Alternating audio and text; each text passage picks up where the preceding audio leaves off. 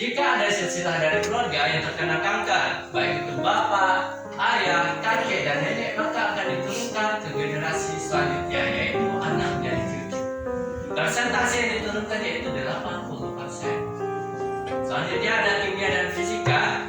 Kimia ini adalah polusi yang berada di sekitar kita. Contohnya asap pabrik, asap kendaraan bermotor, dan asap paling dekat dengan kita apa Bapak Ibu? Rokok. Asap rokok. Nah, baik itu merokok hampir maupun plastik itu sama-sama berbahaya.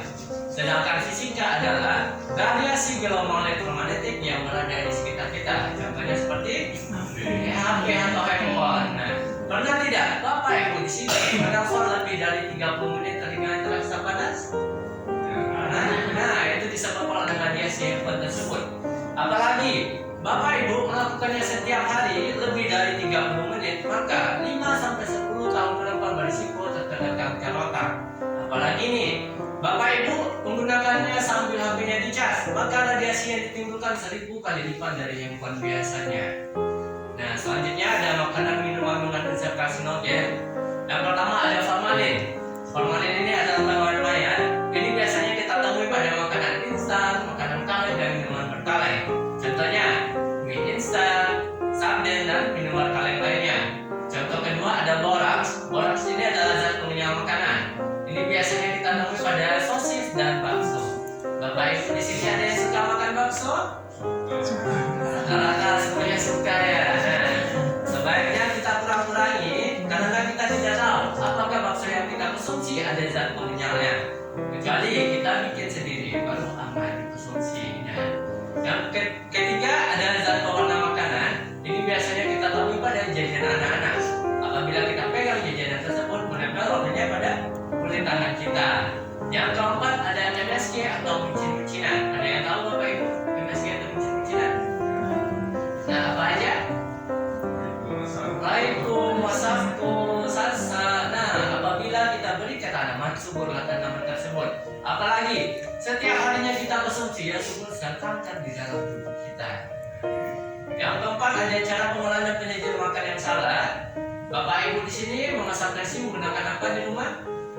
Rice cooker atau magicom. Kebiasaan kita nih Bapak Ibu mencolokkan 24 jam selagi nasinya masih ada. Benar tidak? Nah, pernah tidak Bapak Ibu di sini menemukan nasi yang sedang menuding namun tidak basi? Pernah? Enaknya diapakan?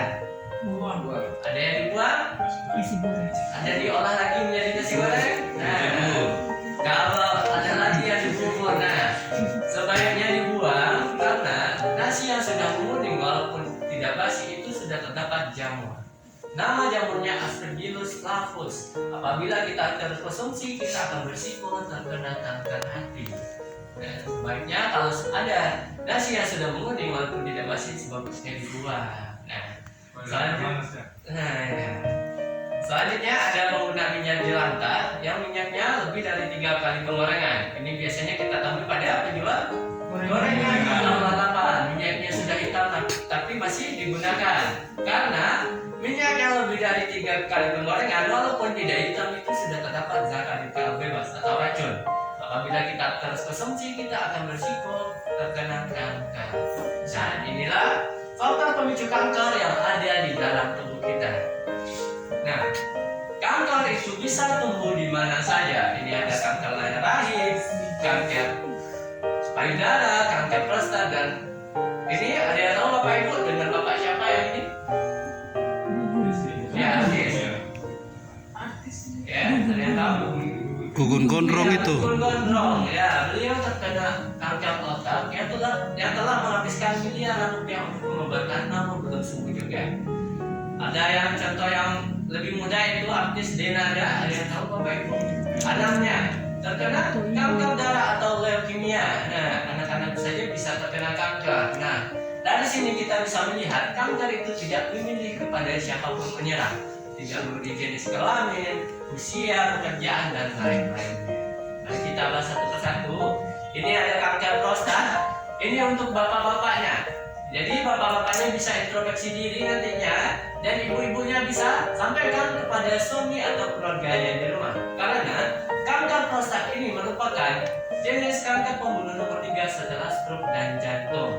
Kanker ini adalah tumbuhnya tumor pada kelenjar prostat. Ini hanya ditemukan pada kaum pria saja. Nah, mari kita lihat ciri-cirinya. Pria bagaimana yang cenderung terkena kanker prostat. Bapak-bapaknya bisa introspeksi diri dan ibu-ibunya ingin kembali suami atau keluarganya di rumah. Yang pertama, pria yang berkulit hitam. Wah, mana lagi? Nah, saya jelaskan dulu ya Bapak Ibu. Nah, nanti di rumah tertuduh pula suami atau keluarganya berkulit hitam terkena kanker prostat. Nah, saya jelaskan dulu. Wandi Pria apa nih? berkulit hitam ini adalah pria yang memiliki ras negroid atau keturunan Afrika. Tapi kalau di Indonesia itu asli orang bagian timur.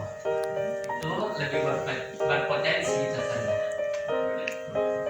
Yang kedua, profesinya seperti supir, petani, orang suka mengangkat beban berat, orang yang bekerja banyak duduk seperti pekerja kantoran dan supir. Nah,